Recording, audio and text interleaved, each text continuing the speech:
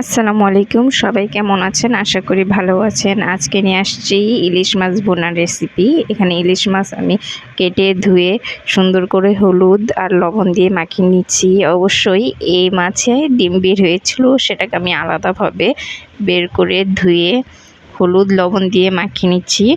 তারপর একটা কড়াইয়ে সুন্দর করে তেল গরম করে নিচ্ছি। সবাই তো জানেন ইলিশ আমাদের জাতীয় মাছ। এ মাছ আগে আমাদের অনেক দাম নিত, পার্শ্ববর্তী দেশে পাঠাতো, আমরাই খেতে পারতাম না। এখন অবশেষে আমরা পাচ্ছি। আচ্ছা বলুন তো, আমার ভিডিওটি সবার কেমন লাগে? আমার ভিডিওটি কি আপনাদের সবাইকে ভালো লাগে? ভালো লাগলে অবশ্যই কমেন্ট করে জানাবেন। এখানে পেঁয়াজ, সরিষা বাটা, হলুদ মরিচ দিয়ে আমি কষিয়ে নিয়েছি, তার মধ্যে টমেটো দিয়ে নিয়েছি। কষানো শেষে ভাজা মাছগুলো এটার মধ্যে দিয়ে দিব, দিয়ে সুন্দর করে সাজিয়ে নিব। সাজানোর পর এটার মধ্যে কিছুটা ধনেপাতা দিব। ধনেপাতা দিলে এই মাছটার স্বাদ আরও বেড়ে যাবে।